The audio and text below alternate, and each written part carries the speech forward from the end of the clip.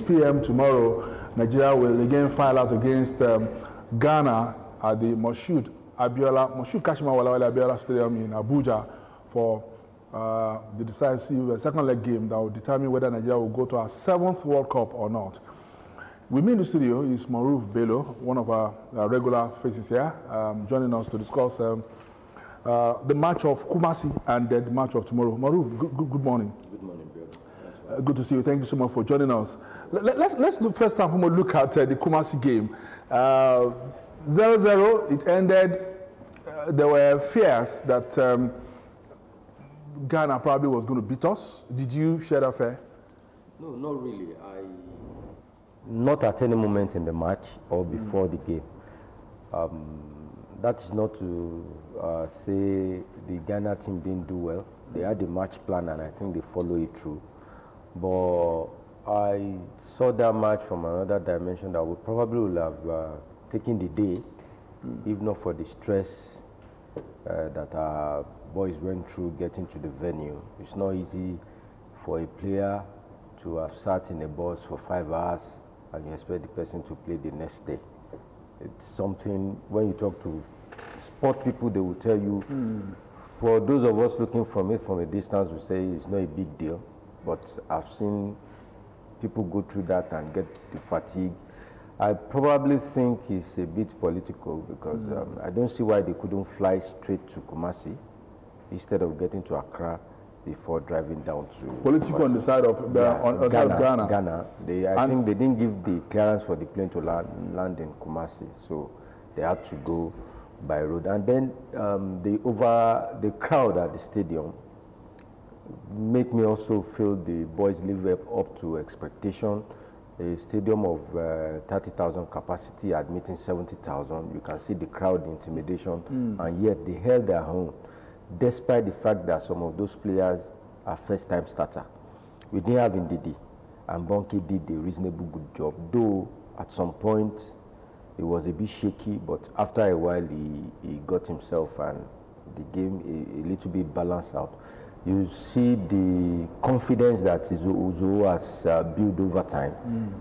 I saw him at his best in the Super Eagles for the first time on Friday. I want to believe we stand a very good chance here. The only fear I'm expressing coming home is that we are now under more pressure. Do you think this also contributed to the fatigue you're talking about? I mean, look at the way our players psychologically. Look at the way they were disembarking. Psychologically, I think so. But this moment is really not having any physical impact on them, but psychological impact. But the journey from this point down to Kumasi, there is no way it won't affect them. Don't forget, a lot of them just jetted in from Europe.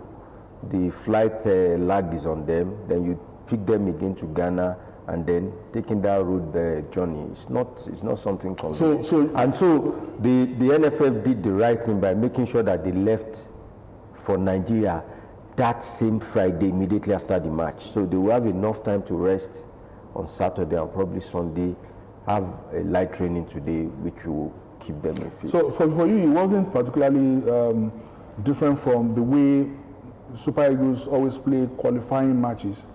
Yes, nothing. Anybody expecting anything beyond what they displayed on Friday may be maybe having high or reasonably high expectation.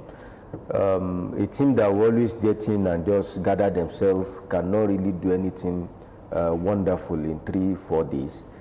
Except for the tactical ingenuity of the managers, which I don't see yet. I've not seen anything spectacular about our current coaching crew. Yes, because watching that match, I felt I might be wrong. I disagree with most of the changes he made. I felt somebody else needed to have been pulled out for someone else who is more hungry to be in that attack. The attack and the midfield, the changing in the midfield, yes. The attack, no. We needed that match seriously because, away goal counts.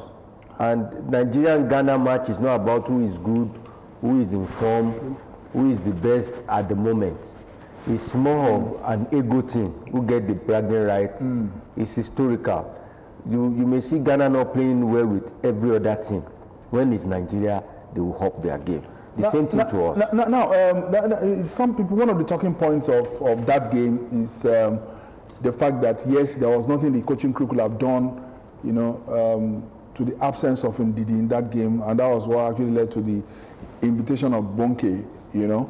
But generally, people are of the opinion that why did Eguavoen have to disrupt the chemistry of the team that we saw at the AFCON, that the team, because immediately after AFCON, he jetted abroad. He was scouting for new players, fresh players. Nothing is actually wrong totally with looking for new players. But in the long run, Ademola Lookman came in, Bonke came in, and a few other players, new players. Some have argued that you know, he shouldn't have allowed those new players, debutants, to play those games. Why not stick with the squad that played in Cameroon? Well, yes, let me put that in another perspective. The question should have been, those questioning Eguavoen should have been, who are those he brought in freshly challenging in the team? And I think that should be the approach, not just wanting to bring fresh legs. Yeah. Who is Lookman coming to challenge? Challenge. Let's. What did we miss? Maybe we missed. We didn't have. I mean, we had issue with the midfield. Yeah, I agree. Cup. I agree. If you are bringing a Bonke, for instance, without taking anything from the young lad, is Bonke up to the person is likely to replace? What do you think he should have actually used to replace that should have actually replaced Ndidi? Will it be that difficult to get that from whom? Let's be very frank. Or even from the squad. What we need, yeah, even from the someone. Honestly, I'm not a coach, but from insight and experience over the time analyzing the Super Eagles, and now Olaino will play that for better than Bonke. Honestly, he will. And he's a fullback.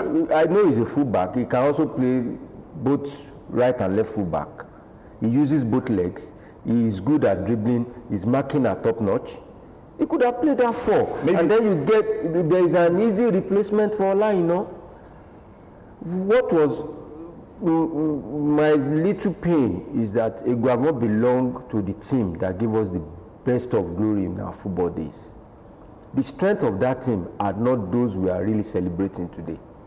The strength of the 1994 Super Eagles weren't really the Rashidi Yekini of this world, if you look at it critically, weren't really Abeokuta. To be honest, look at the impact of Sunday Olise. Look at the impact of Mutu Adepoju and Samson Siasia. These are utility players. At some point, even in France, 98, if I can remember, Mutu went to play two. It was fullback. Garba Lawal. We had about 4 or 5 utility players that could stand at any time and play any wing. Emeka Ezeogo. That is the strength of that thing, and that is what we have not been able to replicate. We've always had players, very good players, to come in, but we don't have players that could, do the work of 3-4 person at any point in time. And that is where I think we need to face now. Secondly, Eguavoen is trying to revive the wing play, but in the wrong approach. The wing play Nigeria is used to is not that having wingers who are dribblers. It's having wingers who are very intelligent and can pull out that killer cross. Throughout that match, no reasonable pull-out was given to Osimhen. Osimhen that we know is good with his head, is good with his leg, is good with his chest. Nothing killing was given to him, nothing. So what we're saying in a sense is that, I mean, looking at a player like Moses Simon, did he? I don't know. I have a feeling that Simon cannot manage his talents. It's either he over dribbles or he dribbles when he's not supposed to dribble. I don't know. Well, I think for me, it's not about Simon. It's about... We're talking about wingers. I know. It's about the manager. When you give, it's the manager that should manage those guys. He should let them know where they are faltering. The impression I had since Simon plays that he's been told he did very well individually. Yes, we felt his impact at the Nations Cup, but I keep complaining at the Nations Cup that it's not about you just dribbling. Your primary role is to supply. Supply. Yeah, you can add other things. Your primary role is to supply. Why are you not doing that? Okay, so there are occasions when Simon could have just put an easy pass through, but you want to, display his dribbling skills. The coach needs to take charge there. Yes, there is room for you to express your inherent capability, but this is business. When it's important to give the pass to the next person, please do without any... The first leg is gone and dusted. Of course, there are still talking points about the first leg. The second leg is tomorrow, and so it's 90 minutes to Qatar. 90 minutes. If you get the job done, then we're in the World Cup for the 7th time. We were there in 1994, we were there in 1998, 2020, 2002, 2010, 2014, and 2018. Exactly. Now, is it a cliffhanger? Are we with the way the team played in Kumasi, and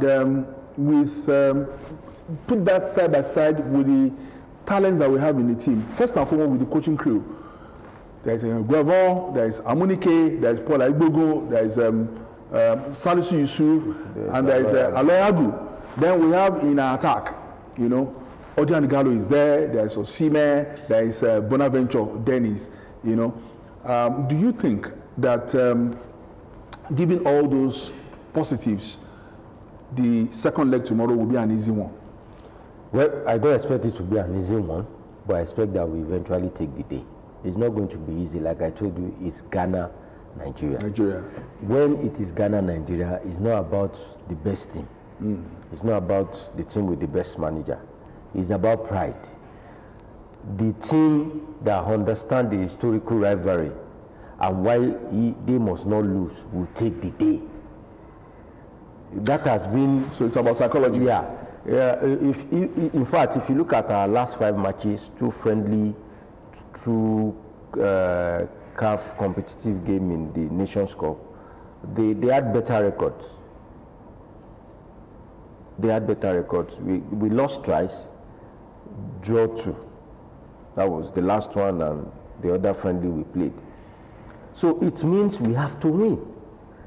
First, I was happy with the response Iguavon gave to the journalist who asked him about a repeat of 1976 2-0 at home against Nigeria.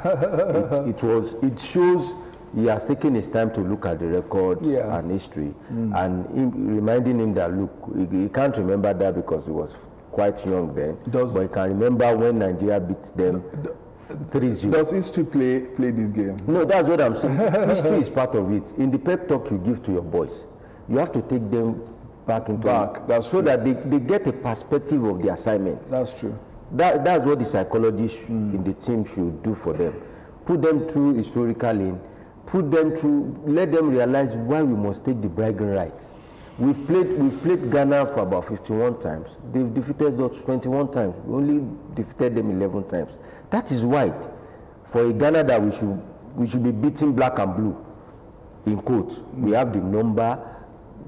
At no time has Ghana produced more stars than Nigeria. At no time.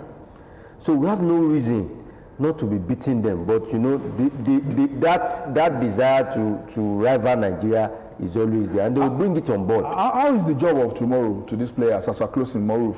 A few of them, or some of them, or most of them have not even been to the World Cup. A lot of them, Osime has not been to the World Cup.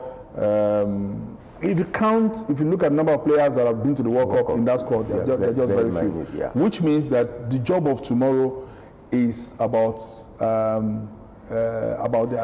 life and career. If only those handling them will make them realize that they must have known, but the Nigerian thing, the Nigerian players, they will get into that pitch believing our lane now will beat these people, and it's not about that. This is Ghana. I keep repeating. They're asking that Nigerian fans come to the stadium tomorrow in big numbers?